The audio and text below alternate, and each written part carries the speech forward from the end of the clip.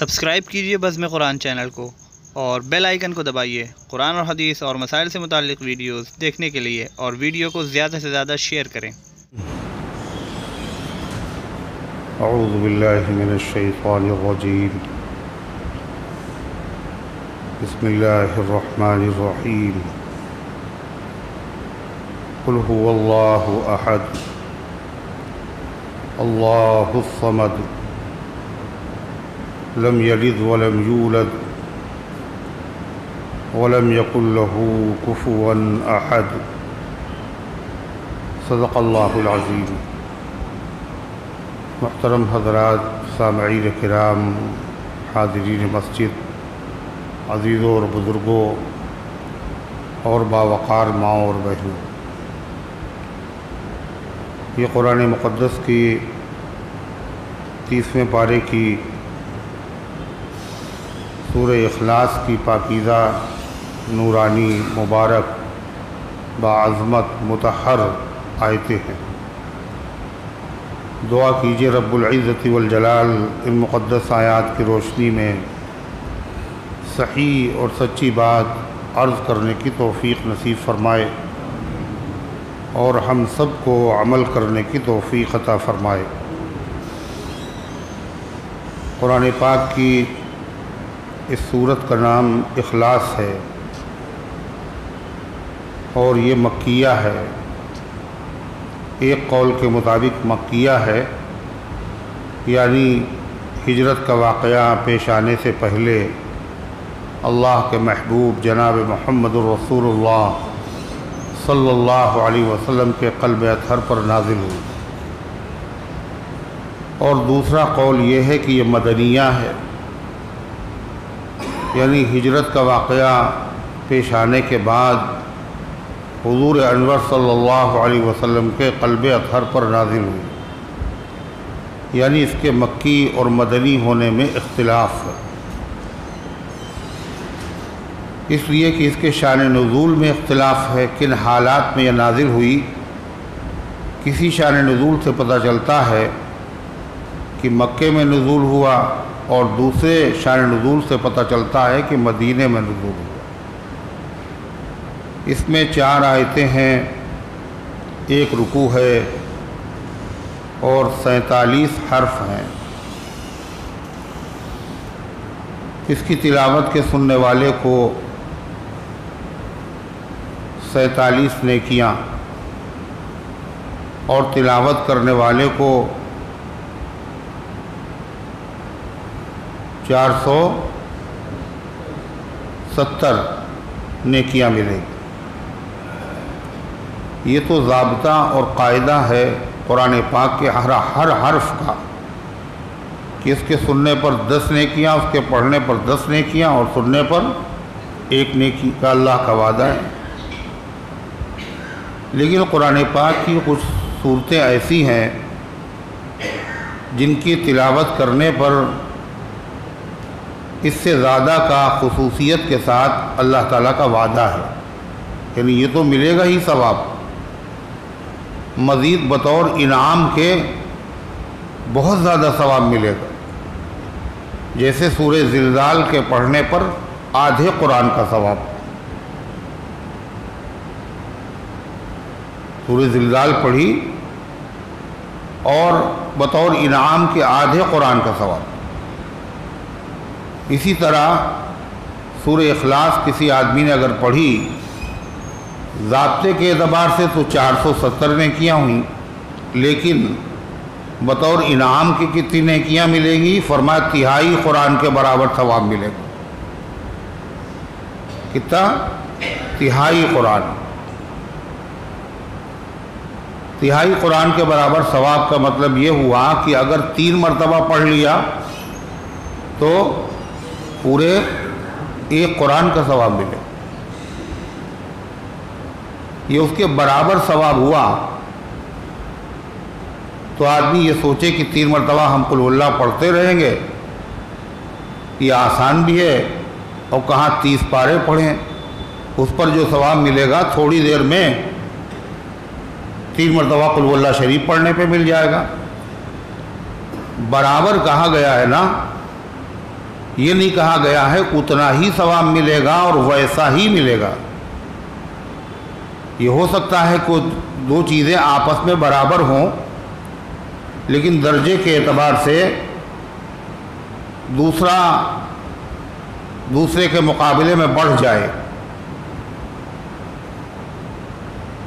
سونا 10 گرام اور چاندی بھی 10 گرام،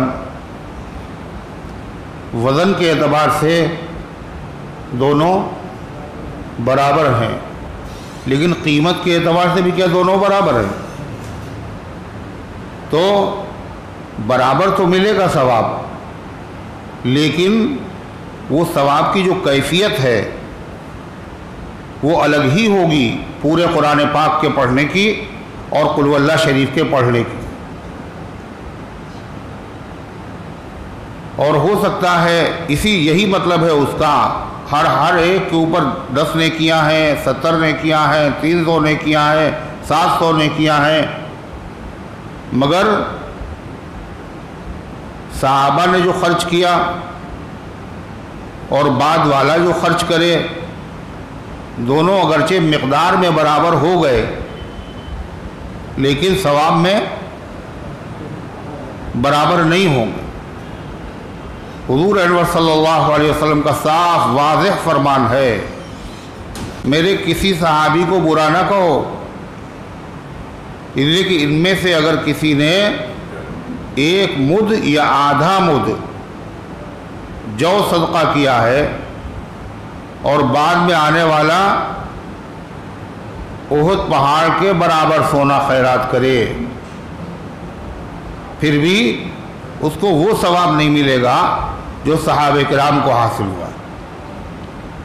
تو 3 مرتبہ یہ تہائی قرآن کے برابر ہے، لیکن اس کا یہ ہرگز مطلب نہیں ہے کہ جو پورے قرآن پڑھنے پر اللہ دے گا وہ صرف قل ہو اللہ شریف پڑھنے پہ بھی وہی دے گا، ایسا نہیں ہے۔ حدیث میں آتا ہے کہ نبی کریم صلی اللہ علیہ وسلم نے حضرات صحابہ کرام رضوان اللہ تعالی علیہ مجمعین سے فرمایا کہ جمع ہو جاؤ، اکٹھا ہو جاؤ۔ وہاں تو حکم کی دیر تھی، سارے صحابہ اکٹھا ہو گئے، وہ تو اشارے کے منتظر رہتے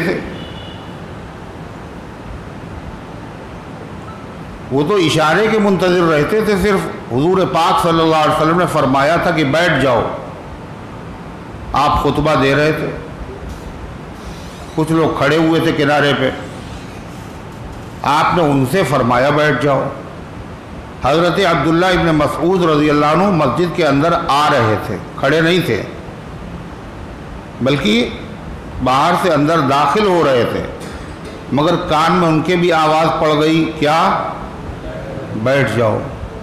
تو وہی دہلیز کے اوپر بیٹھ گئے۔ کیوں؟ اللہ کے نبی کا فرمان سننے کے بعد پھر آگے بڑھنا وہ تو جانتے ہی نہیں تھے، وہ اشارے کے منتظر رہتے تھے۔ کہنا نہیں پڑتا تھا نبی کریم صلی اللہ علیہ وسلم کو تمہیں یہ کرنا ہے۔ حضور انور صلی اللہ علیہ وسلم نے ان صحابی کو جو سرخ قیمتی چادر پہن کر کے آئے تھے، لوگوں کے کلر پسندیدہ ہوتے ہیں اگرچہ دوسرے لوگوں کو وہ کلر نہ اچھے لگے، تو سرخ کلر مردوں کے لیے ڈارک یہ مکروہ ہے، ناپسندیدہ ہے۔ لیکن آج کل تو جو فیشن چل جائے بس لوگ اسی پہ چل پڑتے ہیں۔ تو وہ صحابی رسول تشریف لائے اور سرخ چادر تھی، ان کو نہیں معلوم تھا۔ یہ کچھ چیزیں ایسی ہوتی ہیں، جب شروع کا عالم ہوتا ہے، جب بچہ پڑھنے آتا ہے تو اس کو کچھ چیزیں نہیں، اور دھیرے دھیرے وہ چیزیں عادات سیکھتا ہے، دھیرے دھیرے شریعت نازل ہو رہی ہے، پہلے سے تو پتہ نہیں کیا ان سا نیا حکم آ گیا۔ یہ حکم تو آتے رہتے تھے، تازہ تازہ کبھی یہ حکم آیا، کبھی پھر دوسرا حکم آیا۔ اب وہ حکم تھا کہ نماز میں بات کر لیتے تھے، لوگ آتے تھے تو سلام کر لیتے تھے، اور آدمی یہ بھی پوچھ لیتا تھا کتنی رکعتیں ہوئیں نمازی سے، کون سی چل رہی، کوئی مسئلہ ہی نہیں تھا۔ لیکن دوسرا حکم اللہ کا آ گیا، قوموا للہ قانتین، اللہ کے سامنے خاموش رہا کرو۔ اب جن کو اس کا علم نہیں تھا وہ تو یہی سمجھیں گے کہ ابھی بھی وہی حکم ہوگا، باتیں کرنے کی اجازت ہوگی۔ تو ایک صحابی ہجرت کر کے آئے، وہ حبشہ چلے گئے تھے ہجرت، بیچ میں یہ حکم آیا کہ بولنا منع، مگر ان کو تو وہی پرانا والا معاملہ یاد تھا، لہذا انہوں نے آنے کے بعد سلام کیا اور نماز ہو رہی۔ اللہ کے رسول صلی اللہ علیہ وسلم نے جواب نہیں دیا۔ اللہ کے رسول اگر سلام کا جواب نہ دیں تو یہ بہت بڑی بات تھی، اس کا مطلب اللہ کے رسول ناراض ہیں۔ جب بھی آپ نے جواب نہیں دیا، اور اللہ کے رسول اگر ناراض ہیں تو پھر خیریت نہیں ہے۔ پھر سب کچھ ہونے کے بعد بھی کچھ اچھا نہیں لگ رہا ہے، زندگی اجیرن بدمزہ، تو وہ پریشان ہونے لگے، اللہ جانے کس چیز سے حضور ناراض ہو گئے۔ عشق است ہزار بدگمانی، جب عشق ہوتا ہے تو طرح طرح کی بدگمانیاں پیدا ہوتی ہیں، ہو سکتا ہے یہ بات ناگوار گزری ہو سکتا ہے یہ بات ناگوار گزری ہو سکتا ہے یہ بات ناگوار گزری ہو، یہ سب سوچنے لگے۔ بعد میں نماز سے فراغت کے بعد آپ نے فرمایا کہ نماز میں بات چیت کی گنجائش نہیں ہے، نماز صرف اللہ کی یاد کے لیے ہے، اس میں اب گفتگو کرنا منع ہے، بات کرنا منع ہے۔ تو اسی طرح یہ معلوم نہیں تھا کہ یہ اللہ کا حکم ہے، اگر صحابہ کو معلوم ہو عمل نہ کریں یہ ہو ہی نہیں سکتا۔ تو حضرت عبداللہ ابن مسعود دروازے پہ بیٹھ گئے، آپ نے ان سے کہا اندر آ جاؤ، تب وہ اندر آئے۔ تو آپ نے فرمایا صحابہ سے جمع ہو جاؤ۔ ہم لوگ اگر کہیں کہ بھئی ذرا مل کے بیٹھ جاؤ، قریب آ کے بیٹھ جاؤ، تو لوگ اپنی پسندیدہ جگہیں چھوڑنے کے لیے تیار نہیں ہوں گے۔ جہاں پہ بیٹھے ہیں وہاں پہ بیٹھے، ریزرویشن ہے، ادھر پنکھا ہے، ادھر ہوا ہے، ادھر ٹیک لگانے کو ملے گا، وہاں سب کچھ نہیں، جمع ہو جاؤ۔ جمع ہو گئے۔ جب سب جمع ہو گئے تو آپ نے فرمایا میں تمہیں تہائی قرآن پڑھ کے سناؤں گا، تہائی قرآن۔ پھر حضور انور صلی اللہ علیہ وسلم نے اسی سورت مبارکہ کی تلاوت فرمائی، قل هو اللہ شریف کی، اور آپ اندر تشریف لے گئے۔ صحابہ کرام انتظار میں ہیں، شاید کوئی اللہ کا حکم آ گیا، آپ درمیان میں اٹھ کر کے چلے گئے۔ آپ نے فرمایا میں تہائی قرآن سناؤں گا، اور تہائی تو ابھی کہاں ہوں، ابھی تو قل هو اللہ شریف صرف سنائی آپ نے، وہ انتظار میں ہے۔ آپ نے فرمایا میں تمہیں تہائی قرآن سنا چکا ہوں، اور وہ تہائی قرآن کیا ہے؟ قل هو اللہ شریف کی تلاوت۔ اور تلاوت تو آپ کر چکے تھے، آپ نے عمل کر کے بھی دکھا دیا، اس کو معمولی نہ سمجھنا، یہ ہے اس میں 4 آیتیں ضرور، لیکن بڑی پسندیدہ ہے، بڑی عظمت والی یہ صورت ہے۔ حضور انور صلی اللہ علیہ وسلم نے انداز تھا حضور کا، کسی چیز کو سمجھانے کے لیے مختلف انداز، اس طرح سمجھ جائیں، دل میں اس کی عظمت اس طرح پیدا ہو جائے، مختلف انداز۔ آپ نے فرمایا کہ تم لوگ اس سے بھی گئے گزرے ہو، اتنے عاجز ہو کہ تہائی قرآن پڑھ کے نہیں سو سکتے ہو تم، کہ تم سے اتنا نہیں ہو سکتا کہ سونے سے پہلے تہائی قرآن پڑھ لیا کرو۔ تو عرض کیا اے اللہ کے رسول، ہم میں سے کون اتنی طاقت رکھتا ہے کہ روزانہ دن بھر کا کام کرنے کے بعد تہائی قرآن پہلے پڑھے اور اس کے بعد پھر سوئے۔ آپ نے فرمایا کہ تم میں سے کسی سے یہ نہیں ہو سکتا کہ سونے سے پہلے قل هو اللہ شریف پڑھ لیا کرے۔ جس نے سونے سے پہلے قل هو اللہ شریف کی تلاوت کر لی، اس نے گویا کی تہائی قرآن پہلے پڑھا پھر وہ سویا۔ کتنا آسان نسخہ ہے، کتنی حسین شریعت ہے۔ اللہ اپنے بندوں کو نوازنے کے لیے بہانے تلاش کر رہا ہے۔ صرف 4 آیتیں پڑھ لو گے اور نام اعمال میں تمہارے ثواب تہائی قرآن پڑھنے کا لکھا جائے گا۔ دنیا کا کون سا مسلمان ایسا ہے جس کو یہ سورہ قل هو اللہ شریف یاد نہیں ہے؟ بتاؤ۔ ارے سبھی کو یاد ہوتی ہے نا قل هو اللہ شریف؟ ایسی چیز آپ نے بتائی، آپ رحمت للعالمین ایسی چیز بتائی جو سب کو یاد ہے۔ چھوٹی سی سورت، 4 آیتیں، سب کو یاد، نمازوں میں پڑھی جاتی۔ اس سے یہ پتہ چلا اللہ کے رسول یہ چاہتے اور اللہ یہ چاہتا ہے کہ اللہ کے بندے محمد الرسول اللہ صلی اللہ علیہ وسلم کے غلام، کلمہ پڑھنے والے اور کلمہ پڑھنے والیاں سونے سے پہلے اس سورت کی تلاوت ضرور کیا کریں۔ یہی تو مطلب ہوا۔ تو پھر کیا ارادہ ہے؟ سونے سے پہلے اس سورت پاک کی تلاوت انشاءاللہ ضرور کریں گے، اور ہو سکتا ہے کہ بھول جائے تو اس کا طریقہ کیا ہے؟ بھئی گھر کے سبھی لوگ ہیں، نہیں یاد ہے، کسی کو یاد آیا تو اس نے زور سے پڑھا اعوذ باللہ من الشیطان الرجیم بسم اللہ الرحمن الرحیم قل هو اللہ احد۔ سب کو یاد آ جائے گا؟ نہیں یاد ہے؟ سب پڑھ لیں گے؟ نہیں پڑھ لیں گے؟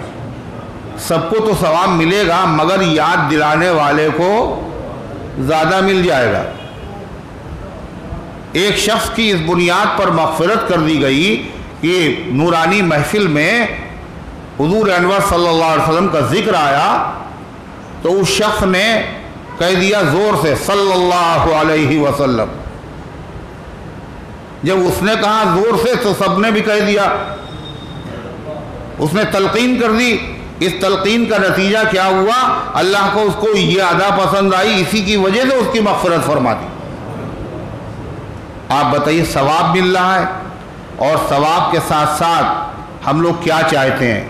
قرآن اللہ کی نعمت خانہ ہے، یہ ہر نعمت اس میں موجود ہے، ثواب بھی مل رہا ہے، اور کیا چاہیے لوگوں کو؟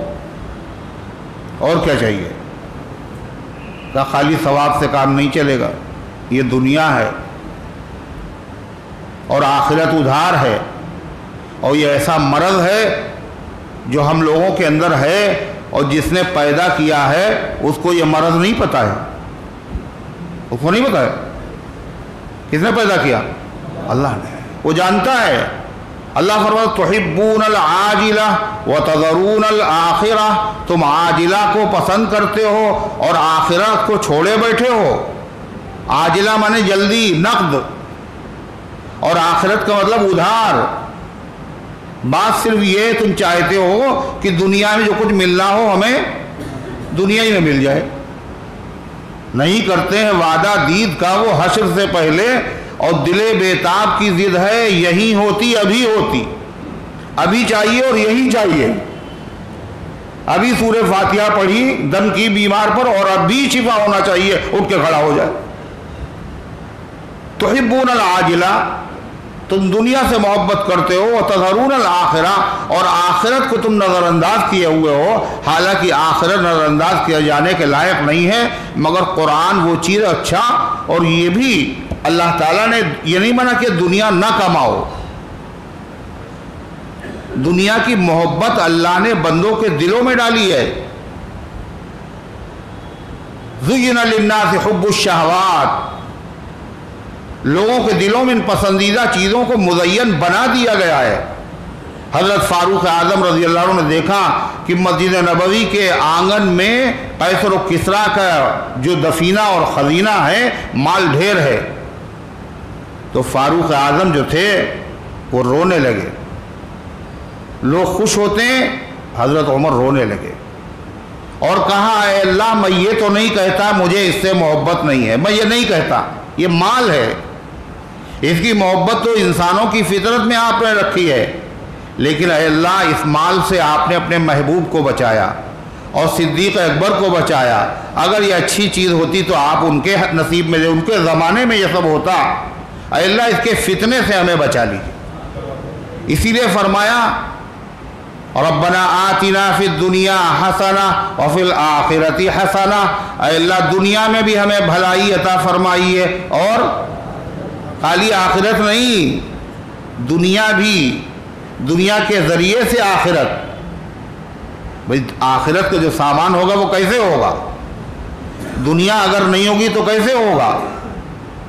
حج آخرت کی چیز ہے، اگر دنیا پیسہ نہیں ہوگا تو حج کیسے ہوگا؟ زکوٰۃ آخرت کی چیز ہے، اگر آپ صاحب نصاب نہیں ہوں گے تو پھر زکوٰۃ کیسے دیں گے؟ صدقہ آخرت کی چیز ہے، صدقہ آپ کیسے کریں گے اگر آپ کے پاس دنیا نہیں ہے؟ اے اللہ دنیا میں بھلائی عطا فرما، آخرت میں بھلائی عطا فرما۔ اور حیرت کی بات تو یہ ہے، حضور انور صلی اللہ علیہ وسلم نے یہ فرمایا کسب الحلال فریضۃ بعد الفرائض، حلال روزی کمانا فرض ہے۔ فرض کسے کہتے ہیں؟ جس کا کرنا ضروری نہ ہو، جس کا کرنا ضروری ہو اور اس کے کرنے پر ثواب بھی، اسی کو تو فرض کہیں گے۔ حرام جس سے بچنا ضروری ہے اور اس سے بچنے پر ثواب بھی ہے۔ فرض جس کا کرنا ضروری ہے اور جس کے کرنے پر ثواب بھی ہے۔ تو کیا فرما؟ دنیا کمانا، حلال روزی کمانا یہ فرض ہے۔ اللہ چاہتا ہے کہ تم کماؤ، یہ فرض ہے، کمانے پر تمہیں ثواب بھی ملے گا۔ یہ بھی دین ہے، دنیا کو بھی دین بناؤ۔ ایک صاحب کہنے یہ کیسے دین ہو سکتا ہے؟ یہ بھی دین کا کام ہے۔ کہ دین کا کام کیسے ہو سکتا ہے؟ میں کاروبار کرنا یہ بھی دین کا کام ہے۔ جی ہاں، یہ عجیب و غریب شریعت ہے، اس میں نیت بدل لیجئے، اپنی درست کر لیجئے تو کیا ہوتا ہے؟ دنیا بھی دین بن جاتی ہے اور یہ بھی دین کا کام بن جائے گا۔ فرما التاجر الصدوق الامین مع النبیین والصدیقین والشہداء والصالحین، امانت داری کے ساتھ کاروبار کرنے والا تاجر قیامت کے دن نبیوں کے ساتھ، صدیقین کے ساتھ، شہیدوں کے ساتھ ہوگا۔ ہے تو تاجر، اگر وہ دین کا کام نہیں ہے اور دین نہیں ہے، یہ دین پر عمل نہیں ہے تو وہ دینداروں کے ساتھ اس کا حشر کیوں ہوگا؟ بہر صورت فرما حلال روزی کمانا فرض ہے، لیکن ایک بات اور ہے آگے، کسب الحلال فریضۃ بعد الفرائض، حلال روزی کمانا فرض تو ہے مگر فرائض کے بعد، فرائض کے بعد، نماز کے بعد۔ یہ نہیں کہ نماز کو روزی کمانے پر آپ قربان کر دیں۔ اگر نماز کی آپ کو چھٹی نہیں ملتی ہے تو آپ چھوڑ دیجئے اس جگہ کو، آپ اس کاروبار کو چھوڑ دیجئے۔ اللہ کے بروبر نماز پڑھنا فرض ہے، یہ چھٹی دے رہے، روزہ رکھنا فرض ہے، روزہ رکھنے پہ پابندی لگا رہے ہیں، نہیں کریں گے تمہارے وہاں نوکری۔ اس لیے کہ رزاق وہ نہیں ہے، رزاق کون ہے؟ اللہ۔ اور اللہ کے لیے جب چھوڑے گا تو ایک دروازہ اگر بند ہوگا تو اللہ کتنے دروازے اس کے لیے کھول دے گا۔ وہ ایک سجدہ جسے تو گراں سمجھتا ہے، 1000 سجدوں سے دیتا ہے آدمی کو نجات۔ اللہ کو نہیں پتا میری خاطر اس نے چھوڑا ہے، وہ بھوکوں مرے گا۔ نحن نرزقک لا نسألک رزقا، ہم تم سے روزی کموانا ہی نہیں چاہتے۔ کیسی روزی نہیں کموانا چاہتے؟ نماز بھی قربان اور روزہ بھی قربان اور سارے دین کے کام قربان ہے، بس روزی۔ الوداع کا دن اور صاحب دکان کھولے بیٹھے نقاص، جمعہ اور جمعے کا، رمضان کا جمعہ اور آخری جمعہ ان کی الوداع دکان پہ ہو رہی۔ یہ عشق ہے دنیا کا، یہی دنیا ہے۔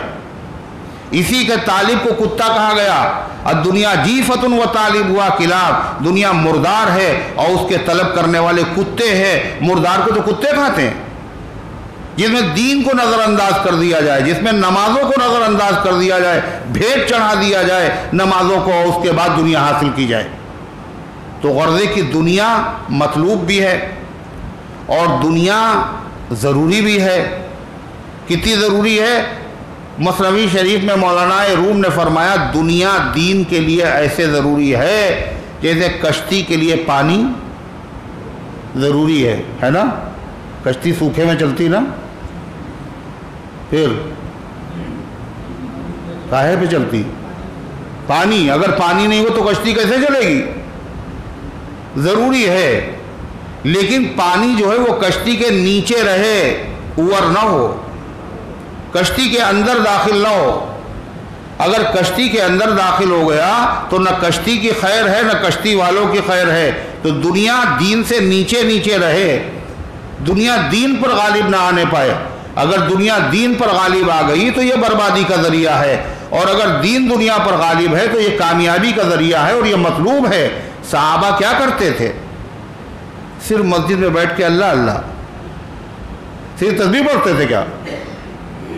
وہ کاروبار نہیں کرتے تھے. قرآن کہہ رہا ہے ان کے بارے میں رجال لا تلہیہم تجارت ولا بیع عن ذکر اللہ. یہ اللہ کے ایسے بندے ہیں جن کو کاروبار اللہ کی یاد سے غافل نہیں کرتا. کاروبار بھی کر رہے ہیں اور اللہ تعالیٰ کی یاد میں بھی مشغول ہیں. یہ نہیں کہ نماز کا وقت ہے اور پھر بھی تھوڑا اور، ایسا نہیں. حضرت عبد الرحمن ابن عوف کیا تھے؟ بڑے تاجر. حضرت عثمان غنی کیا تھے؟ بہت بڑے تاجر. اتنے بڑے تاجر تھے کہ حضرت عائشہ صدیقہ رضی اللہ عنہا تشریف فرما تھی اور وہ مدینے کی زمین جو تھی وہ ہلنے لگی، دھمک. کہ یہ کیا ہوا؟ کہ وہ عبد الرحمن ابن عوف کا تجارتی قافلہ آیا، اتنا بڑا قافلہ، اتنے اونٹ، اتنا مال اس کے اوپر آیا ہے کہ دھمک سے زمین ہل رہی. فرما کہ میں نے سنا ہے اللہ کے رسول صلی اللہ علیہ وسلم سے عبد الرحمن ابن عوف جنت میں اچھلتے ہوئے داخل ہوں گے، اچھلتے کودتے. جیسے بچے جب اسکول جاتے ہیں تو 2 گھنٹیاں بجتی ہیں، ایک کلاس شروع ہونے کی اور ایک چھٹی کی. تو دونوں گھنٹیوں میں فرق ہوتا ہے نہیں. جانے کا انداز اور ہے اور آنے کا انداز اور ہے. مرحبا چھٹی کی گھنٹی، مرحبا، کس قدر مرغوب ہے تیری صدا. ہیں اچھلتے کودتے چلے آ رہے، جنت میں ایسے داخل ہوں گے. آ گئے عبد الرحمن، کسی نے بتا دیا. ام المومنین عرض کیا کہ وہ حدیث سنا دیجئے مجھے، آپ نے کیا ارشاد فرمایا؟ سنایا. آپ گواہ رہیے جتنا بڑا قافلے کا مال آیا ہے سب اہل مدینہ کے اوپر فدا اور نچھاور، پورا کا پورا قربان. آپ نے فرمایا ازواج مطہرات سے، اپنی بیویوں سے مجھے تمہارے بارے میں فکر ہے. پھر آپ نے فرمایا اور تمہارا خیال وہ رکھے گا اللہ جس کو سلسبیل سے پانی پلائے گا، چشمہ سلسبیل سے. حضرت عبد الرحمن ابن عوف نے باقاعدہ ایک بہت بڑا باغ وقف کر دیا اور کہا یہ صرف ازواج مطہرات کے خرچے کے لیے. اور فرمایا کہ جب میں مر جاؤں میرا مال جب تقسیم کیا جائے تو 400 دینار ایک ایک بدری صحابی کو دیا جائے. یہ دیندار ہے، دنیا بھی ہے ان کے پاس اور دین بھی ان کے پاس ہے. ہم لوگوں کا معاملہ وہ تو دوسری دنیا کے لوگ تھے.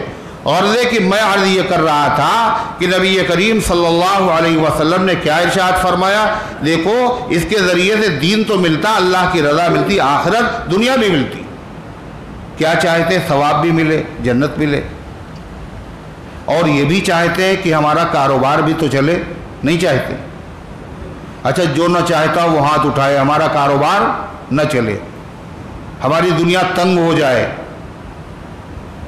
غریبی مفلسی مسلط ہو جائے، گھر میں فاقے ہو. کوئی چاہتا ہے یہ؟ اس کے لیے کیا کیا تدبیریں کرتے ہیں لوگ. اس کے لیے لوگ کیسے کیسے تعویذ لاتے ہیں، کیسے کیسے عمل کرتے ہیں، کیسے کیسے وظائف پڑھتے ہیں.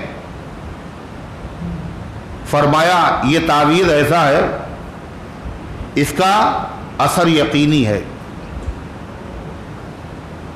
اور کیا کرنا پڑے گا اس میں؟ اگربتی، موم بتی، کالا دھاگا، سفید کپڑا، موم جامہ، गले में लटकाना है या बाजू में, कुछ नहीं करना है, बड़ा आसान। कहा घर पे जब जाओ तो घर पे दाखिल होने के बाद सलाम कर लिया करो। घर पे जाओ तो सलाम कर लिया करो। सलाम क्या है कि हम कैसे सलाम करें? घर में बेगम है और हम मियाँ हैं उनके, हम कैसे उनको सलाम करें? सलाम का मतलब ही नहीं समझा। इसीलिए दादा कभी पोते को सलाम करते ही नहीं है, चचा भतीजे को नहीं करते, शौहर बीवी को। क्यों? सलाम को समझा नहीं। सलाम है क्या? अगर समझ में आता तो कोई आदमी इसमें पीछे नहीं रहता। सलाम क्या है? सलाम तो दुआ है, दुआ। दुआ तो बड़े लोग दुआ देंगे, छोटे लोग दुआ देंगे? जी नहीं, ये दुआ ऐसी चीज है, ये बड़ों से भी ली जाती और छोटों से भी ली जाती। छोटे से ली जाती है। अल्लाह के नबी से तो कोई बड़ा है ही नहीं। बोलो, हुजूर से बड़ा भी कोई हो सकता है? कोई सोच नहीं सकता ईमान वाला हुजूर से भी बड़ा कोई हो सकता है। अल्लाह के रसूल सल्लल्लाहु अलैहि वसल्लम हजरत उमर से क्या कह रहे हैं जब वो जा रहे हैं मदीना तय्यबा उम्रा करने के लिए? हुजूर इजाज़त दीजिए, मैं उम्रा करने जाना चाहता हूँ। आपने इजाज़त दी और आपने फरमाया, शिबना या आखी बिदुआइकल खैर, मेरे भाई अपनी दुआए खैर में मुझे याद रखना। किसने कहा? दुआए खैर के लिए किसने? ये नहीं कहा वहाँ जो है वो मदीने से मुसल्ला लेते आना और तस्बीह बहुत अच्छी वहाँ बिकती, वो लेते आना, और हमने सुना वहाँ की घड़ी एक लेते आना।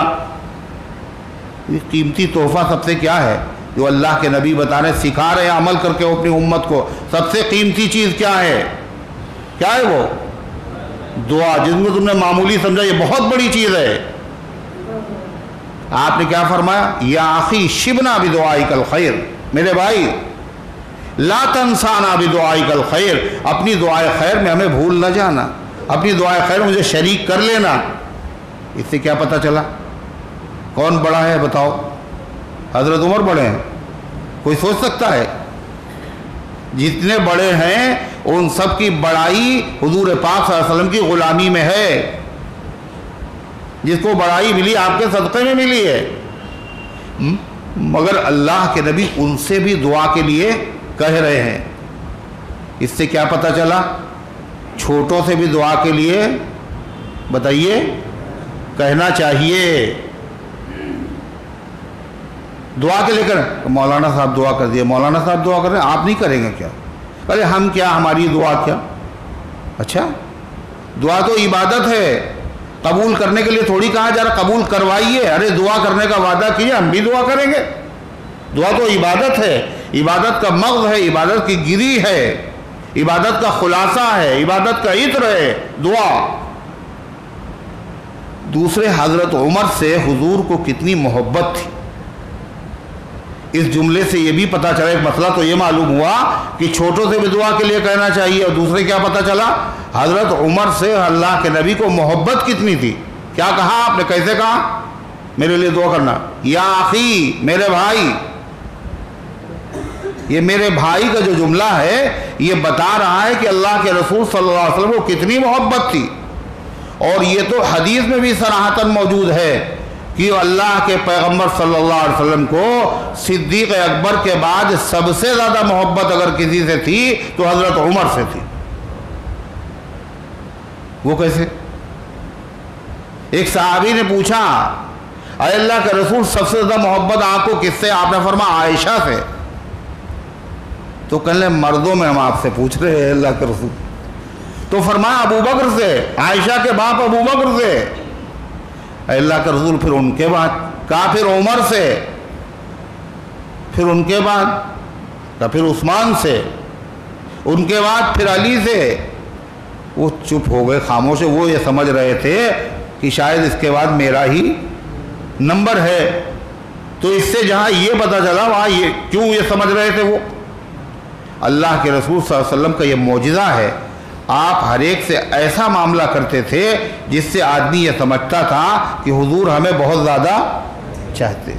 और ये मामला करना 4 आदमी हो, चारों के साथ मामला करके दिखाइए, एक नाराज हो जाएगा। खुसूसियत वाला मामला, और हर आदमी ये समझे हमें तो सजा चाहते थे। तो गर्ज़े की हुजूर पाक सल्लल्लाहु अलैहि वसल्लम ने क्या फरमाया, तो सलाम, घर में जब जाइए तो सलाम। तो आप जब सलाम करेंगे, ये सलाम दुआ है, तो दुआ जो है, जो मासूम बच्चे हैं, जो गाली वाली नहीं बकते, जिन्होंने गुनाह नहीं किया है, अल्लाह उनकी ज़्यादा सुनेगा या तुम्हारी ज़्यादा सुनेगा? बताइए।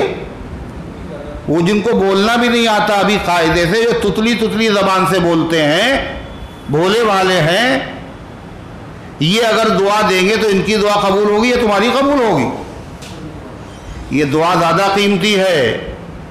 इन बच्चों से दुआएं लेने का तरीका क्या है? कहा भी नहीं बेटा मेरे लिए दुआ कर दीजिए, आपने क्या कहा? अस्सलामु अलैकुम, अल्लाह तुम्हें सलामत रखे। तो उधर से उन्होंने क्या कहा पलट के? वालेकुम, और आपको भी सलामत रखे। आपने उनको दुआ दी, उन्होंने आपको दुआ दी। जहाँ हर आदमी एक दूसरे को दुआ दे रहा हो, वहाँ नफरतों का वजूद नहीं रहेगा, मोहब्बत ही मोहब्बत पैदा होगी। आपने फरमाया बेहतरीन तरीका है मोहब्बत फैलाने का, अफ्शुस सलाम बैनकुम, आपस में एक दूसरे को सलाम किया करो। तो आपने फरमाया कि घर पे जाके क्या करो? सलाम। और सलाम कैसे करें? हमें तो कुछ भी नहीं आता। अल्लाह के नबी ने हमें क्या नहीं सिखाया, सोचिए आप। हमको रोने का सलीका भी नहीं आता था, किसने पैदा मेरे अश्कों में रवानी कर दी। हर चीज बता रहे, एक एक चीज, जैसे बाप बताता, बाप भी नहीं बताएगा। आके सलाम करना घर पे, और सलाम कैसे करना? अगर कोई जाग रहा हो तो सुन ले और जवाब दे दे, और अगर कोई जाग न रहा हो तो तुम्हारे सलाम की आवाज से उसकी आंख न खुले। तुमने तो सलाम किया और उसकी खुल गई नींद, उसको होगी अज़ियत। सलाम सुन्नत हुआ और अज़ियत पहुंचाना हराम और नाजायज है, आंख न खुले। आपने फरमाया और अगर घर पे कोई न हो, फसल्लिम अलैया फसल्लम अलैया, तो मेरे ऊपर सलाम पढ़ ले। नहीं समझ में आई बात? बाल घर ऐसे होते हैं जिनमें आदमी अकेले रहता है, कमरा है, बंद करके निकला, बंद करके आया, और उसके बाद जो है फिर बंद कर दिया, कोई और नहीं रहता, वहां सलाम किसको करें? घर में जाओ तो सलाम करो, और फरमाया कि अगर वहां कोई नहीं है तो मेरे ऊपर सलाम करो। अल्लाह के रसूल पर सलाम कैसे करेंगे? अस्सलामु अला रसूलिल्लाहि सल्लल्लाहु अलैहि वसल्लम, सलाम हो अल्लाह के रसूल सल्लल्लाहु अलैहि वसल्लम पर। और उसके बाद एक मरतबा कुल वल्लाह शरीफ पढ़ लेना। क्या पढ़ना है? कुल वल्लाह शरीफ बता। आपने सूरह फतेह नहीं बताई है, सूरह वाक़या नहीं बताई, सूरह मुज़म्मिल नहीं बताई, आपने सूरह रहमान बताई ना। क्या बता रहे हैं? कह रहे हाँ सूरह रहमान बताइए। ये देखिए अपनी क्या बताया? सलाम करना है और क्या पढ़ना है? सूरह कौन सी सूरत? कह रहे सूरह रहमान पढ़ना है। क्या पढ़ना है? ये तो सबको याद भी नहीं होती, सब लोग पढ़ भी नहीं पाएंगे। कुल वल्लाह शरीफ पढ़ लें तो फरमाया उसके घर में इतनी बरकत होगी, न सिर्फ उसके घर में होगी बल्कि जितने पड़ोसी उसके हैं उन पड़ोसियों के घर पे भी बरकत का नुज़ूल होगा। सोच लिए कितना मुबारक वजीफा है, और यानी कितनी, और जब दूसरे हमारी वजह से दूसरों के घर में बरकत होगी तो हमारे घर में कितनी बरकत हो, और हमारे ज़रिए से दूसरों को फ़ायदा होगा, हमारा भी फ़ायदा होगा। ये तावीज़ वो है जो किसने बताया? जनाब मोहम्मद रसूलुल्लाह सल्लल्लाहु अलैहि वसल्लम ने बताया है। तो दीन भी इससे मिलता है और दुनिया भी इससे मिलती है, तिहाई कुरान पढ़ने के बराबर सवाब। काहे से? कुल वल्लाह शरीफ पढ़ने से, 3 मरतबा पढ़ लेने से एक कुरान का सवाब। हुजूर पाक सल्लल्लाहु अलैहि वसल्लम गुजरे تو ایک آدمی پڑھ رہا تھا قل هو اللہ احد اللہ الصمد لم یلد ولم یولد ولم یکن له کفوا احد. آپ نے فرمایا وجبت، واجب ہو گئی. تو صحابہ نے پوچھا کیا چیز واجب ہو گئی؟ آپ نے فرمایا جنت واجب ہو گئی.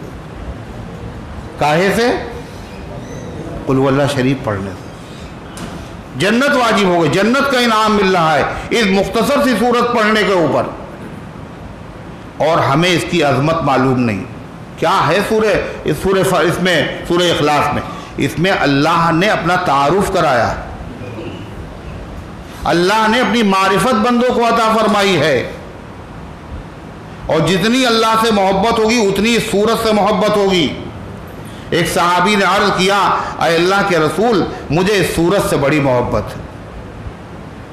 آپ نے فرمایا حبک ایہا ادخلک الجنہ، اس سورت کی محبت تمہیں جنت میں لے جا کے رہے گی. کیسے کیسے رنگ تھے صحابہ کے.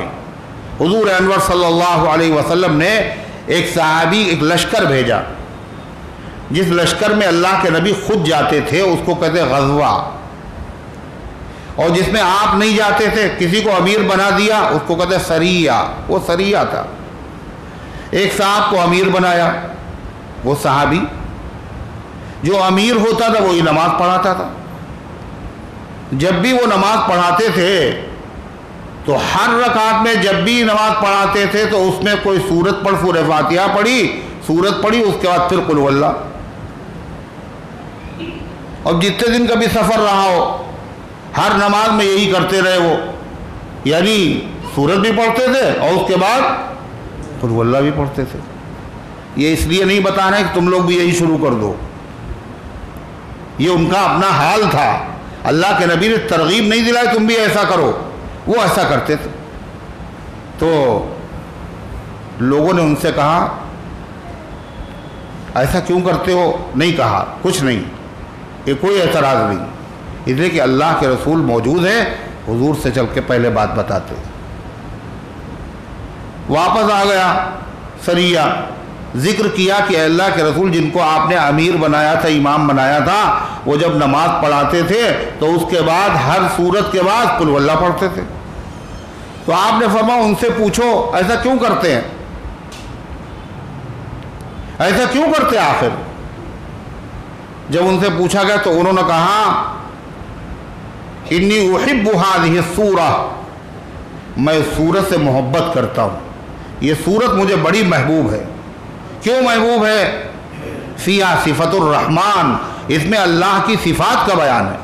آپ نے فرمایا اخبروہ، جا کے ان کو بتا دو انہ یحب، اللہ بھی ان سے محبت کرتا ہے. یہ چیز کسی بزرگ کو حاصل نہیں جو صحابہ کو حاصل ہوئی. ایک مسجد ہے مدینہ طیبہ کے قریب، مسجد قباء، جہاں حضور پاک صلی اللہ علیہ وسلم نے ہجرت کی تو پہلے وہی قیام کیا. پھر اس کے بعد مسجد نبوی کی تعمیر ہوئی. اگر وہ مسجد ہے بڑی فضیلت والی،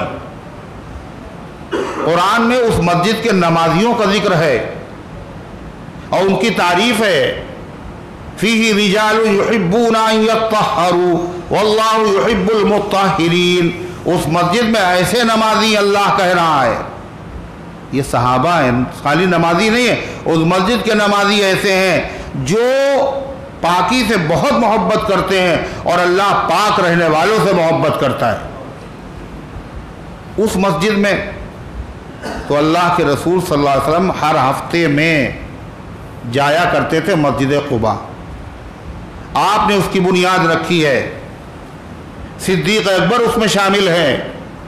بڑی مبارک ہے وہ مسجد، ایک عمرے کا ثواب ملتا ہے اگر آدمی وہاں جا کر کے نماز پڑھتا ہے. مدینہ طیبہ سے آپ کبھی پیدل کبھی سواری پہ سوار ہو کر اس مسجد میں تشریف لے جاتے تھے. سنیچر کے روز زیادہ تر وہاں جا کے نماز پڑھتے. اس مسجد میں امام تھے، ظاہر ہے وہ بھی صحابی ہے، نبی کریم علیہ السلام کا زمانہ ہے. تو اس مسجد کے جو امام صاحب تھے ان کا طریقہ ہے جب وہ نماز پڑھاتے تھے تو نماز میں سورہ فاتحہ پڑھنے کے بعد पहले कुल वल्लाह पढ़ते थे और फिर कोई दूसरी सूरत पढ़ते थे। हर नमाज में यही, पहले कुल वल्लाह और फिर कोई दूसरी सूरत। तो लोगों ने उनसे कहा कि मियाँ, सूरह फातिहा के बाद कोई भी अगर सूरत पढ़ ले आदमी, और अगर सूरत ना भी पढ़े, कुरान की कोई बड़ी आयत पढ़ ले, ये 3 छोटी आयतें कहीं से भी पढ़ ले, नमाज तो हो जाती है। फ़क़रऊ मा तयस्सरा मिनल कुरान, पढ़ो कुरान में से जो आसान हो, कोई पाबंदी नहीं है। 3 छोटी आयतें पढ़ ली, ये एक बड़ी आयत पढ़ ली, काफ़ी है इतना। जब इतना काफ़ी है तो आप हर सूरत के बाद ये दूसरी सूरत क्यों पढ़ते हैं? कुल वल्लाह, या तो कुल वल्लाह ही पढ़िए, और अगर कुल वल्लाह ने दूसरी सूरत पढ़ी है तो अलग से कुल वल्लाह साथ में मिलाने की क्या ज़रूरत है? तो उन्होंने क्या कहा, देखिए साहब, कहिए इमामत करे और कहिए तो ना करें। हम अगर पढ़ेंगे तो इसी तरह पढ़ेंगे। मगर वो सहाबी और सब सहाबी, उनमें कोई ख़ास बात होगी, इसलिए कि हुजूर पाक सल्लल्लाहु अलैहि वसल्लम फरमाया, इजालू खियारकुम अइम्मतकुम खियारकुम, अपने लोगों में से जो अच्छे लोग हैं उनको इमाम बनाओ। और सहाबा सबके सब अच्छे, उन अच्छों में से जिस अच्छे को मुंतखब किया होगा वो इमाम होगा। और जब उन्होंने कह दिया है तो फिर किसी और से पढ़वा लीजिए, करें इमाम तो आप ही रहेंगे, किसी और को इमाम नहीं बनाएंगे। नबी करीम सल्लल्लाहु अलैहि वसल्लम को आप तशरीफ़ लाए, आप आते ही थे तशरीफ़, आपके सामने ये मसला रखा गया। तो आपने उनसे पूछा, भाई आप सूरत के बाद दूसरे कुल वल्लाह शरीफ पढ़ते हैं, उसको नाकाफ़ी समझते हैं, आप ऐसा क्यों करते हैं? दूसरी सूरत पढ़ते हैं, उस पर ख़त्म। अरे अल्लाह के रसूल, मुझे इस सूरत से बड़ी मोहब्बत है, बड़ी मोहब्बत है। आपने फरमाया, हुब्बुका इय्याहा अदखलकल जन्ना, इस सूरत की मोहब्बत ने तुम्हें जन्नत में दाखिल कर दिया। तो अजीब व गरीब वाक़यात हैं इस मुबारक सूरत के। बड़ी फजीलत वाली है यह सूरत। अल्लाह तबारक व तआला इसकी आज़मत, इसकी मोहब्बत हर ईमान वाले के दिल में पैदा फरमाए। इसीलिए कहा जाता है, जब किसी का इंतकाल हो जाए तो दुआ करो भाई, उसके लिए मग़फ़िरत की दुआ, सवाब बख्शो। तो क्या कहते हैं, 3 मरतबा कुल वल्लाह शरीफ पढ़ लो और सवाब पहुँचा दो। क्यों? 1 मरतबा पढ़ा तो 3 कुरान के बराबर, और 3 मरतबा पढ़ा तो 1 कुरान के बराबर। अब ये हदिया और तोहफ़ा ये क्या चीज़ है? हदिया और तोहफ़ा क्या चीज़ है? ये ऐसी चीज़ है जो दिलों में क्या करता है? नफ़रत पैदा करता है, मोहब्बत पैदा करता है। हदिया और तोहफ़ा। तो जो लोग ज़िंदा हैं उनको जो हदिया देते हैं वो मोहब्बत करते हैं। उनके पास कमाने के 50 ज़रिए हैं, अरे है नहीं, फिर भी देते हैं। बड़े से बड़ा आदमी है, अफसर है, फिर भी वो हदिया और तोहफे से खुश होता है। हालांकि उसके पास 10 ज़राए हैं, कोई ज़रूरत नहीं है। लेकिन वो लोग जो कब्रों में लेटे हुए, उनको हदिये की कितनी ज़रूरत है ये बताओ? जिनकी कमाई और आमदनी बंद हो चुकी है, अगर आप उनको हदिये भेजेंगे तो क्या होगा? वो सब आपसे मोहब्बत करेंगे, नहीं करेंगे? और नतीजा क्या होगा? जब आप कब्र में लेटे होंगे तो आपके वहां भी हदिये पहुंच रहे होंगे, और जिनसे नफरत थी और अदावत थी और लड़ाई थी और नाचाकी थी, जिंदगी भर रही, लेकिन जब आपने ये हदिये उनको भेजे हैं तो उनकी वो नफरत मोहब्बत में तब्दील हो चुकी होगी, और वो अपने घर वालों से ज़्यादा तुम्हें चाहेंगे कि इस आदमी ने ऐसे मौके पर मुझे याद रखा। और पोजीशन क्या होती है कब्र में? आपने फरमाया, अलमय्यितु कल गरीक, हम लोगों को सबको मरना है, कब्र में जाना है, پہلے سے احساس پیدا کرو جو جا چکے ان کا کیا حال ہے اور ہمارا کیا ہوگا۔ المیت کالغریق، آپ نے فرمایا مردہ قبر میں ایسا ہوتا ہے جیسے کسی دریا میں ڈوبنے والا۔ ڈوبنے والے کی کیا کیفیت ہوتی ہے؟ کہتے لوگ کہتے ہیں قبر کا حال مردہ جانتا ہے، اور ڈوبنے کی کیفیت کون جانتا ہے؟ ڈوبنے والا ہی جانتا ہے۔ کاش کی کوئی ادھر سے نکل آئے، کاش کی کوئی دیکھ لے، کاش کی کوئی میرا کوئی ہاتھ پکڑ لے۔ کہتے ڈوبتے والے کو تنکے کا سہارا تلاش کرتا نہیں کر رہا تھا۔ ان سب کو سخت ضرورت ہے، اس میں ہمارے اعزاء اقرباء ہیں، ہماری مائیں اور بہنیں ہیں، ہمارے رشتہ دار ہیں، ہمارے محسن ہیں، ہمارے چاہنے والے ہیں۔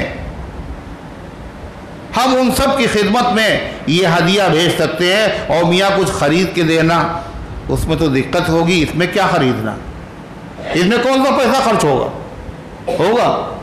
یہ ایسا ہدیہ ہے، اتنا آسان بھی ہے اور اتنا خوبصورت بھی ہے، یہ تو آپ ہر نماز کے بعد بھیج سکتے، نہیں کر سکتے؟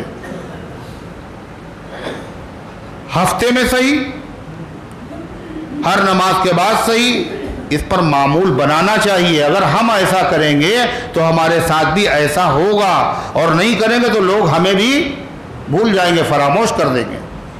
تو باہر سورت قرآن کریم کی یہ سورت، اس سورت کا نام ہے اخلاص۔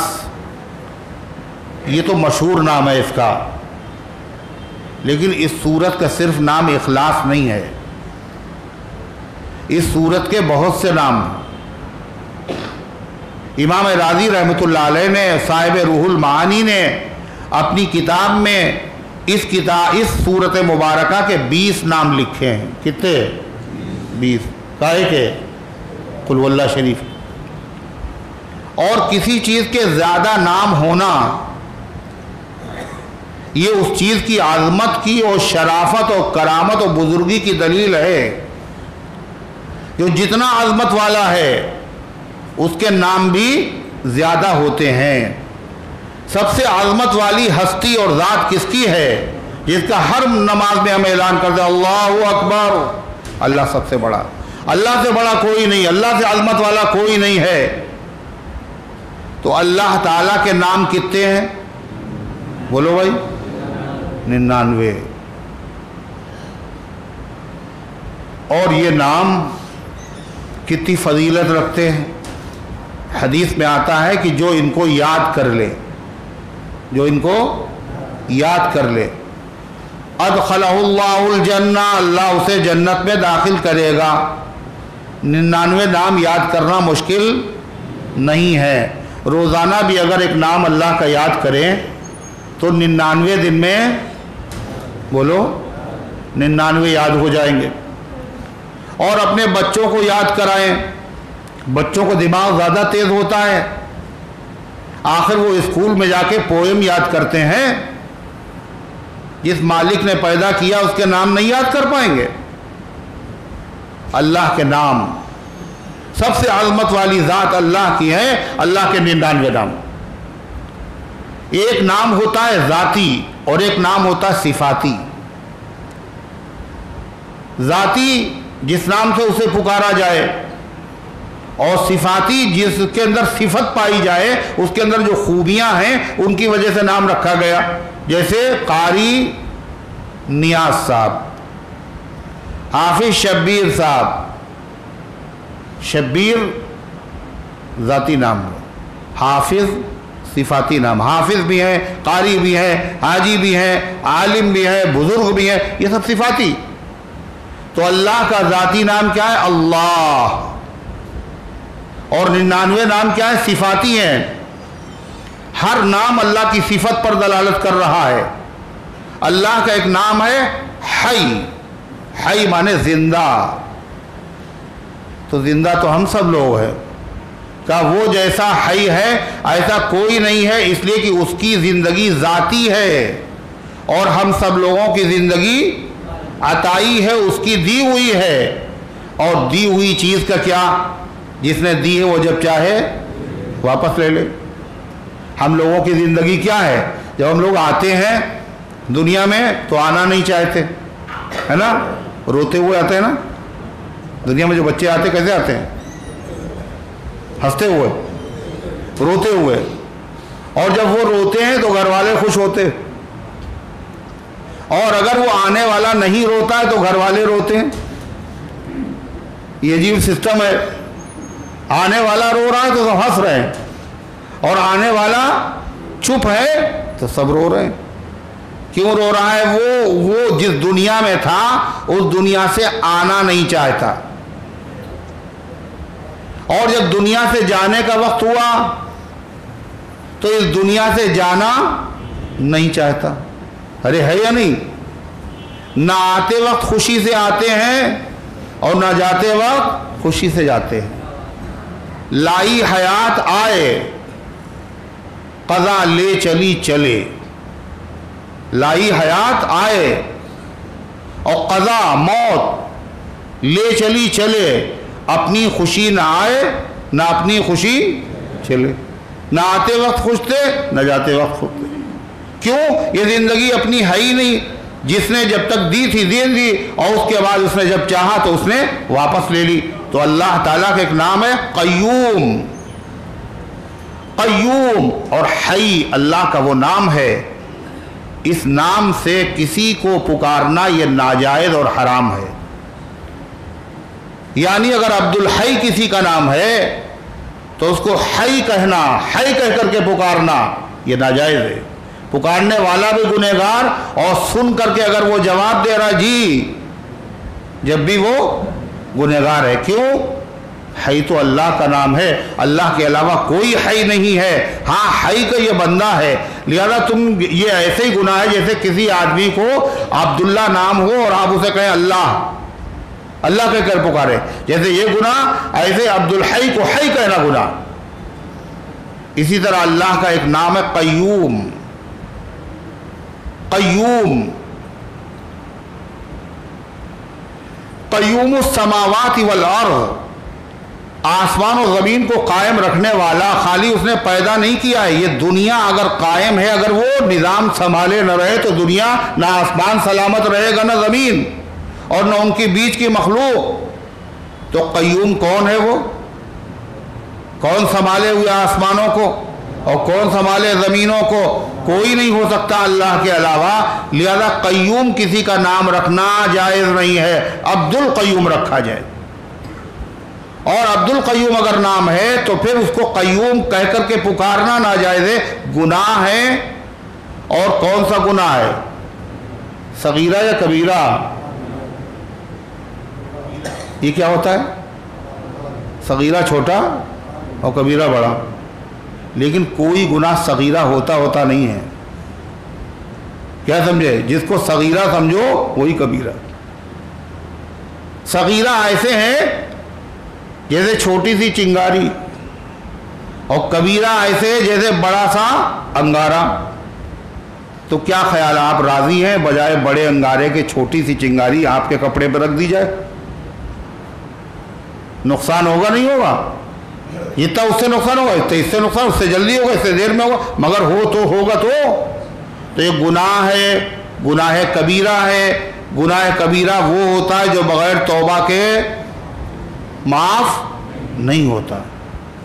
اور کسی کا نام ہے، اسی نام سے پکار بھی رہے ہیں اور اسی نام سے وہ بلانے پہ جواب بھی دے رہا ہے، دن رات یہ گناہ ہو رہا ہے، ایک مرتبہ نہیں کئی مرتبہ۔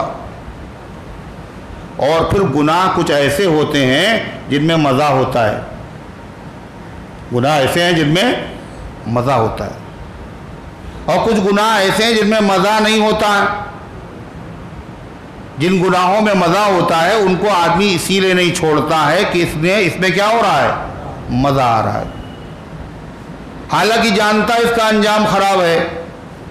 جیسے اللہ نہ کرے کسی کے خارش ہو جائے، کھجلی، تو جب آدمی کھجلاتا ہے، جس کے کھجلی ہو جاتی ہے تو اس کو کھجلانے میں کیا ہوتا ہے، مزہ آتا ہے، اور معلوم ہے کہ اس کے بعد کیا ہوگا، لیکن پھر بھی مزہ آ رہا ہے۔ تو گناہوں کا معاملہ یہی مزہ ہے، اس لیے نہیں چھوڑ رہا ہے آدمی۔ یہ ہے لذت والا گناہ، اور ایک گناہ ایسا ہے جس میں کوئی مزہ نہیں ہے اور پھر بھی کیے جا رہے ہیں. تو جو گناہ کرے وہ احمق، اور جو ایسا گناہ کرے جس میں کوئی مزہ نہ ہو اور پھر بھی گناہ کرے وہ کیا ہے؟ وہ عقل مند ہے نا. اس میں کوئی گناہ جس میں مزہ نہیں. تو ایسے شخص جس کا نام ہے عبد القیوم، عبد الرحمن، عبداللہ، عبد الرب، اور اس کو عبد نہ کہنا اور صرف رب کہنا، حی کہنا، قیوم کہنا، یہ اس کہہ کر کے بلانا، یہ کیا ہے؟ گناہ ہے، گناہ کبیرہ ہے اور گناہ بے لذت. کیسا گناہ ہے؟ اور بے لذت بھی یہ گناہ ہے. تو اللہ تبارک و تعالیٰ کی ہستی اور اللہ تعالیٰ کی ذات سب سے عظمت والی ہے، لہذا اللہ کے نام بھی بہت ہیں. کتنے ہیں؟ 99. اللہ تبارک و تعالیٰ کے بعد سب سے عظمت والی ہستی اور سب سے عظمت والی ذات کون سی ہے؟ کچھ لوگ سوچ رہے ہیں ابھی، کرے کچھ لوگ بولیں تو ہم بھی بولیں گے. اللہ کے رسول صلی اللہ علیہ وسلم سب سے عظمت والی ذات. آپ حضور پاک صلی اللہ علیہ وسلم کا بھی ایک نام نہیں ہے، آپ کے بھی کتنے نام ہیں؟ 99. یہ ناموں کی کثرت شرافت اور عظمت اور بزرگی اور مجد کی دلیل ہے. حضور پاک صلی اللہ علیہ وسلم کا ذاتی نام کیا ہے؟ محمد صلی اللہ علیہ وسلم. اور محمد کے معنی کیا ہیں؟ جس کی خوب تعریف کی جائے. اور یہ اسم با مسمہ ہے، حالانکہ نام میں معنی کا لحاظ نہیں ہوتا، لیکن اللہ کے نبی کا جو نام ہے یہ کیسا ہے؟ اسم با مسمہ. اس میں معنویت بھرپور پائی جا رہی ہے. یعنی آپ کی ذات ایسی ذات ہے کہ اللہ کے بعد سب سے زیادہ آپ کی تعریف کی گئی اور کی جا رہی ہے اور کی جاتی رہے گی. اور دوسرا آپ کا ذاتی نام یہ کس نے رکھا؟ یہ نام حضرت عبد المطلب نے رکھا، آپ کے دادا نے، اور خود سے نہیں رکھا. وہاں تو عبد شمس نام رکھا جاتا تھا، سورج کا بندہ، عبد الکعبہ، کعبے کا بندہ رکھا جاتا تھا. اس زمانے میں محمد نام یہ اللہ کی طرف سے الہام اور القاء ہے کہ ان کا نام یہ رکھا جائے. اور یہ ایسا پیارا نام ہے کہ یہ نام حضرت آدم علیہ السلام سے لے کر محمد رسول اللہ صلی اللہ علیہ وسلم تک کسی نے اپنے بیٹے کا یہ نام نہیں رکھا. سب سے بچ کے رہا یہ نام.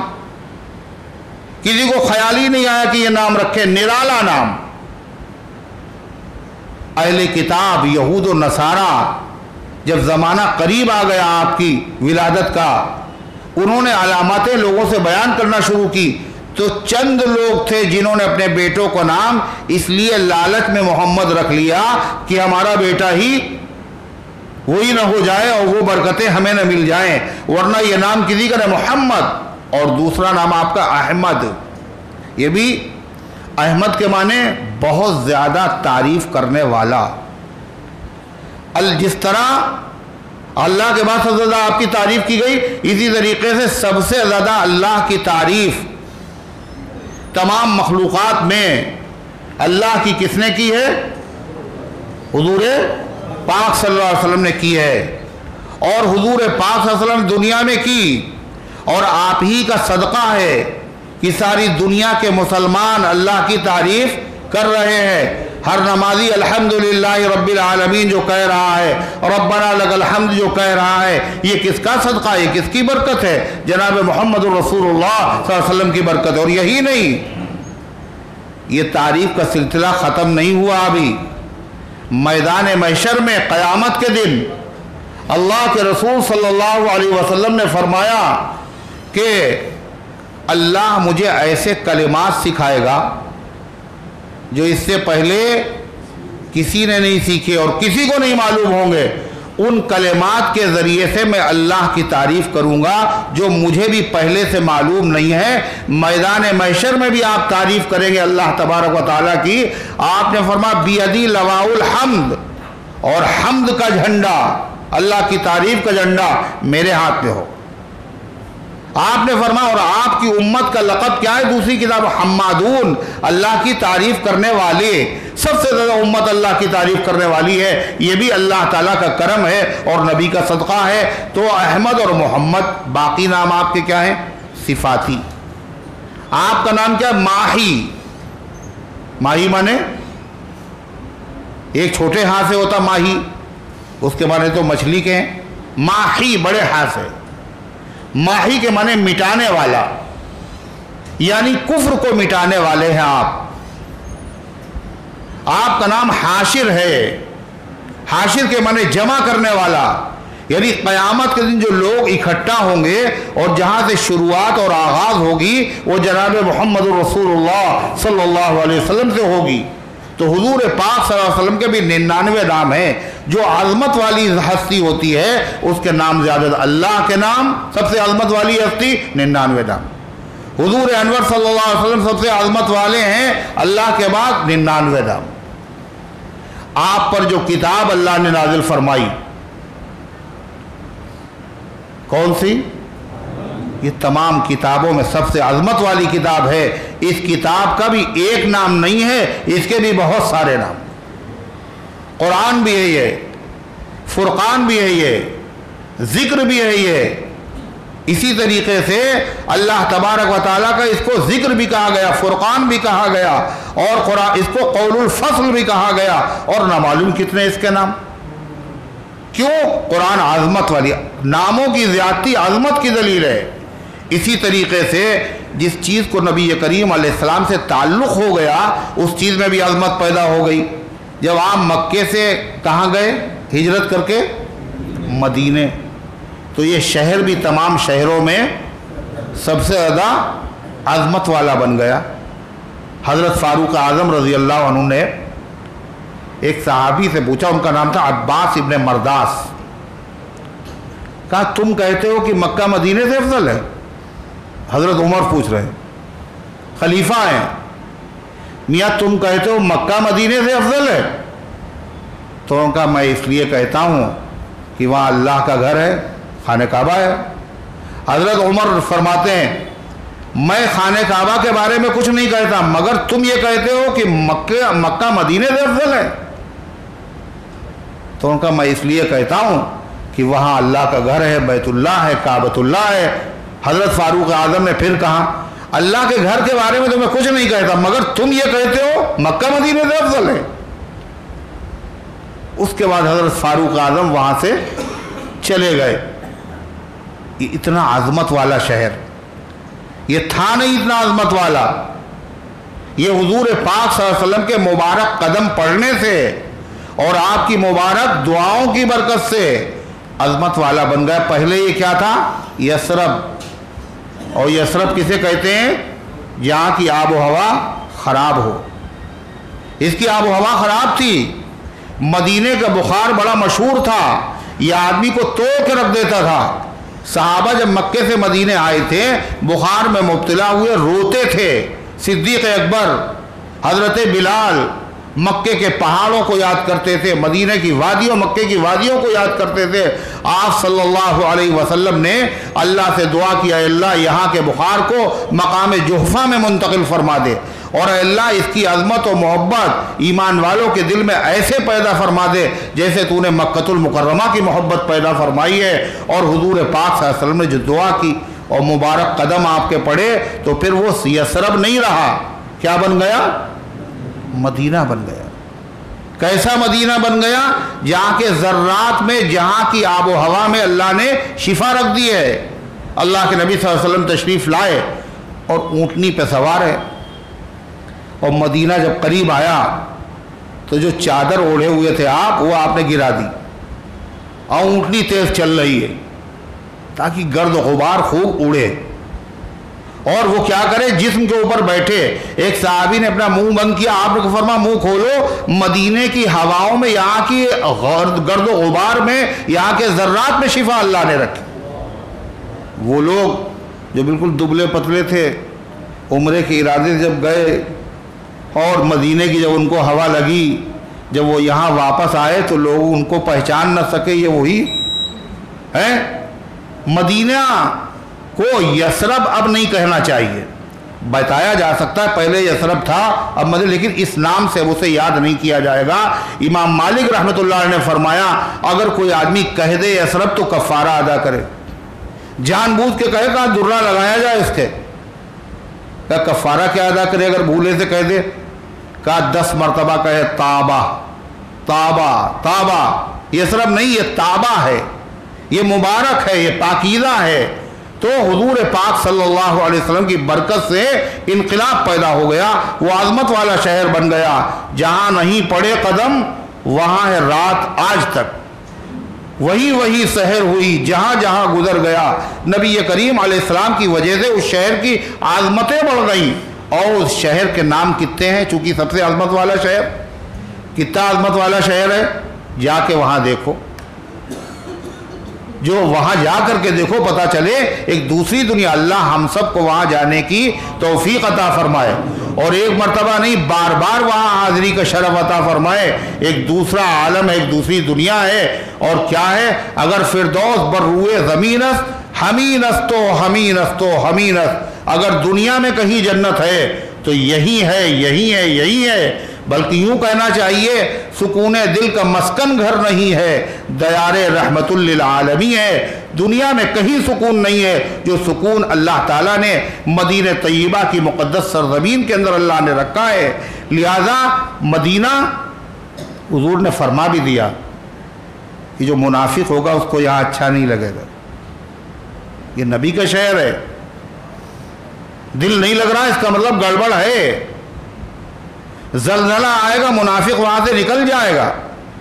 آپ نے فرمایا جب کہیں ایمان نہیں ہوگا تو مدینے میں ایمان ہوگا. آپ نے فرمایا جس طریقے سے سانپ دنیا میں پھیل چلتا رہتا ہے پھرتا رہتا ہے اور اس کے بعد اپنے بل میں سیدھا چلا آتا ہے، ساری دنیا سے ایمان اور دین سمٹ کر کے آخر میں مدینے میں آ جائے گا. یہ مدینہ وہ شہر ہے جہاں ساری جگہ کا چکر لگائے گا دجال، لیکن مدینے میں جس کا داخلہ نہیں ہوگا دجال اس جس شہر میں داخل نہیں ہو پائے گا. فرشتوں کو پیرا وہ مدینہ طیبہ ہے. آپ نے فرمایا جو مدینے میں مر سکتا ہو بولو مر جائے. حضور کہہ رہے ہیں جو مدینے میں مر سکتا ہو مر جائے. قیامت کے دن میں سب سے پہلے سفارش ان کی کروں گا جو مدینہ طیبہ کی سرزمین میں مدفون ہے. مدینے میں مر جانے کا مطلب یعنی دوا کھا کے مر جائے ہے، یہ دوا نہ کھا کے مر جائے یہ نہیں مطلب ہے. خودکشی کر کے یہ تو حرام موت ہے. اللہ نے مقدر کی ہو موت تو مدینے میں آ جائے. مدینے سے جو آ جائیں یہ قسمت اور ہے ان کی، اور وہیں مر جانے والوں کا مقدر اور ہوتا ہے. ہر آدمی کو وہاں نصیب نہیں ہوتی ہے موت. اور مدینہ تو مدینہ ہے جنت، لیکن اس کا جو وہ حصہ ہے جہاں اللہ کے نبی مدفون ہیں وہ جنت نہیں ہے، بلکہ جنت بھی اس کو سلام کرتی ہے. نبی کے روضے کو جنت سلام کرتی ہے، ہر ایک لمحہ عقیدت سلام کرتی ہے. وہ حصہ تو عرش اعظم سے بھی افضل ہے جہاں نبی کریم علیہ السلام کا مبارک جسم جس زمین سے ٹچ ہے وہ زمین تو عرش اعظم سے بھی افضل ہے. یہ مقام اور وہاں ہے کون کون؟ اس جنت میں کون کون ہے؟ اللہ کے نبی صلی اللہ علیہ وسلم کے ساتھ آپ کے 2 وزیر بھی ہیں، حضرت صدیق اکبر اور حضرت فاروق اعظم. کسی نے شہید کربلا سیدنا حضرت حسین ابن علی رضی اللہ عنہ کے بیٹے، بیمار کربلا، عابد سجاد، حضرت زین العابدین رحمۃ اللہ علیہ سے پوچھا، حضرت علی کے پوتے اور حضرت حسین رضی اللہ عنہ کے بیٹے، ان کا نام بھی علی تھا، علی ابن الحسین. کسی نے پوچھا حضرت یہ بتائیے کہ وہ ابو بکر و عمر کا نبی کریم صلی اللہ علیہ وسلم کی زندگی میں کیا مقام تھا؟ یہ سوال کرنے والا کیا پوچھ رہا ہے؟ ابو بکر اور عمر کا نبی کریم علیہ السلام کی مبارک زندگی میں، آپ کی مبارک محفل میں کیا حیثیت، کیا رتبہ، کیا مقام تھا؟ تو جواب کیا دیا وہ سنیے، کیا پیارا جواب تھا. فرما منزلتہما الساعہ، منزلتہما الساعہ، جو آج ان کو مقام حاصل ہے مرنے کے بعد یہی مقام ان کو قرب اور نزدیکی کا زندگی میں حاصل تھا. یعنی اگر دیکھنا ہے ان کا مقام تو جا کے قبریں دیکھ لو. آج کہاں قبر ہے وہاں؟ جہاں اللہ کے نبی کی قبر ہے وہی صدیق اکبر کی قبر ہے, وہی فاروق اعظم کی قبر ہے, اور کوئی تیسرا چوتھا وہاں نہیں ہے. کوئی آ بھی نہیں سکتا, کوئی وہاں آ بھی نہیں سکتا. دشمنوں کو فکر ہے اور فکر ہونی چاہیے. دوستوں نے پائی ہے قربت رسول اللہ کی, حضور پاک صلی اللہ علیہ وسلم کا تقرب ان کو حاصل ہے. وہاں شیخین ہیں, وہاں ابو بکر ہیں, وہاں حضرت عمر ہیں, اور حضرت عثمان جنت البقیع میں, اور حضرت علی کہاں ہے؟ کہاں ہے بھائی؟ حضرت علی مدینے میں نہیں ہیں, مکے میں نہیں ہیں, کوفے میں ہیں. تو مدینے جانے کا جی تو ہر مسلمان کا چاہتا ہے. حضرت علی مدینے میں کیوں نہیں؟ جتنا زبردست ایمان ہوگا اتنی مدینہ سے محبت ہوگی. صحابہ کا ایمان سب سے غضب کا, محبت بھی ان کو سب سے زیادہ. حضرت علی کا معاملہ عجیب ہے. اللہ کے نبی صلی اللہ علیہ وسلم کی مبارک زندگی میں مدینے میں, صدیق اکبر کی خلافت میں کہاں ہیں؟ مدینے میں.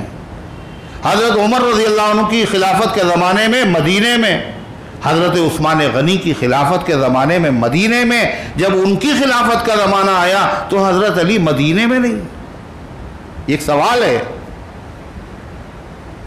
جب خود اپنی خلافت ہے تو مدینے میں نہیں ہے. ان کا دارالخلافت مدینہ نہیں ہے, کوفہ ہے. ہے جنت البقیع میں عثمان باحیا, لیکن علی نہیں تو طبیعت اداس ہے. جب آدمی وہاں جاتا ہے تو دیکھتا ابو بکر بھی یہاں, عمر بھی یہاں, عثمان بھی یہاں, علی نہیں ہے. لیکن حضرت علی کیوں نہیں ہے؟ واقف اس راز سے ہر ساکن کوفہ, کیوں حیدر کرار مدینے نہیں جاتے. حضرت علی نے آسانی سے مدینہ تھوڑی چھوڑا. کیسا ظلم کیا گیا ان پر, کیسا بلیک میل کیا گیا ان کے ساتھ. انہی کی فوج میں شامل ہو کر ان سے محبت کے دعوے کر کے ایسے حالات پیدا کیے گئے. حالات ان کو ارض مدینہ سے لے گئے, لیکن انہیں مدینے سے ایک ربط خاص ہے. حالات کی وجہ سے گئے تو ہیں, لیکن مدینے سے ان کا تعلق ٹوٹا تھوڑی ہے. تعلق ان سے ٹوٹا تھا, نہ ٹوٹا ہے نہ ٹوٹے گا. بڑی مضبوط زنجیر وفاداری بھی ہوتی ہے. یہ اللہ کے نبی صلی اللہ علیہ وسلم کے صحابہ ہیں. تو غرضے کی سب سے عظمت والی جو چیز ہوتی ہے اس کے نام زیادہ ہوتے ہیں. اللہ سب سے عظمت والا, اس کے نام زیادہ. اللہ کے پیغمبر عظمت والے, ان کے نام زیادہ. مدینہ طیبہ عظمت والا, اس کے نام بھی بہت ہیں. کیا نام ہے؟ مدینہ, منورہ, طیبہ, تابہ اور حبیبہ, مبرہ, مقدسہ. کتنا یہ سب کیوں نام ہیں؟ اس لیے یہ مدینے کی عظمت کی دلیل ہے. قرآن سب سے عظمت والی کتاب ہے, لہذا قرآن پاک کے نام بہت سارے ہیں, اور قرآن پاک کی صورتوں میں یہ سورہ اخلاص قل هو اللہ شریف بہت عظمت والی ہے. اس لیے اس سورت کے نام بھی بہت سے ہیں. ایک نام اخلاص, اور باقی کتنے نام بتائے تھے؟ 20. امام رازی اور صاحب روح المعانی نے 20 نام ذکر کیے ہیں. یہ سورت پاک کی عظمت کی دلیل ہے. اللہ تبارک و تعالیٰ اس سورت پاک کی عظمت ہم سب کے دل میں پیدا فرمائے. آخری بات اور سن لیجئے. حضور پاک صلی اللہ علیہ وسلم نے فرمایا, اس لیے کہ عمل شروع ہو جائے اس لیے بتا دے رہا ہوں, فرمایا تھا وجبت جنت واجب ہو گئی. سورہ اور کیا کہتا ہے؟ اس کی محبت جنت میں داخل کر دے گی. جنت تو بہت اعلیٰ ہے, لیکن جنت کے اندر بھی مقامات میں فرق ہے. مقامات میں فرق ہے. شہر لکھنؤ تو پورا ہے, مگر اس میں بھی خاص خاص جگہیں ایسی ہیں جو سب سے ہائی کلاس سمجھی جاتی. جنت تو بہت اعلیٰ پوری جنت ہے, مگر جنت کے محلات میں بھی فرق ہے. تو مین مارکیٹ, حضرت گنج, وہاں آپ کو دیا جا رہا ہے پلاٹ, تو اس کی ویلو زیادہ ہے. جنت اور جنت میں خاص مقام، جنت کی جو دائنی سائٹ ہے اس میں جو محلات ہیں وہ زیادہ اعلیٰ ہیں اس سائٹ کے جو بائیں سائٹ میں ہیں۔ تو وہ کیسے ملیں گے؟ وہاں پلاٹنگ کیسے ہوگی؟ وہاں تو بہت پیسہ چاہیے ہوگا، وہاں تو بہت پیسہ چاہیے ہوگا۔ کہا نہیں، امیر غریب یتیم بیوہ مسکین ہر آدمی وہاں پلاٹنگ کرا سکتا ہے، اور وہاں محل حق کا حقدار ہو سکتا ہے۔ حضور انور صلی اللہ علیہ وسلم نے فرمایا جو ایمان والا اور ایمان والی بستر پر پہنچ کر داہنی کروٹ لیٹ جائے، کیسے؟ داہنی کروٹ، اور پھر 100 مرتبہ پڑھے قل هو اللہ شریف، کتنے مرتبہ؟ 100 مرتبہ، یعنی بیٹھ کے نہیں پڑھے، لیٹے ہوئے ہیں، لیٹے لیٹے پڑھ رہے ہیں داہنی کروٹ 100 مرتبہ، اور ہر مرتبہ بسم اللہ الرحمن الرحیم، بسم اللہ الرحمن الرحیم، پھر قل اللہ شریف پڑھی، پھر بسم اللہ الرحمن الرحیم، پھر قل اللہ شریف پڑھی، کتنے مرتبہ؟ ایک تسبیح۔ قیامت کے دن اللہ تعالیٰ کہے گا ادخل علی یمینک الجنہ، اے بندے دائیں طرف کی جنت میں داخل ہو جاتا۔ تو یہ سودا کیسا ہے؟ کیسا رہے گا؟ مطلب مہنگا ہے سستا ہے؟ بس میں ہم لوگوں کا ہے نہیں ہے، پھر کیا ارادہ ہے؟ انشاءاللہ آج ہی سے شروع کریں گے۔ اللہ تعالی ہم سب کو توفیق عطا فرمائے، ان گزارشات کو قبول فرمائے۔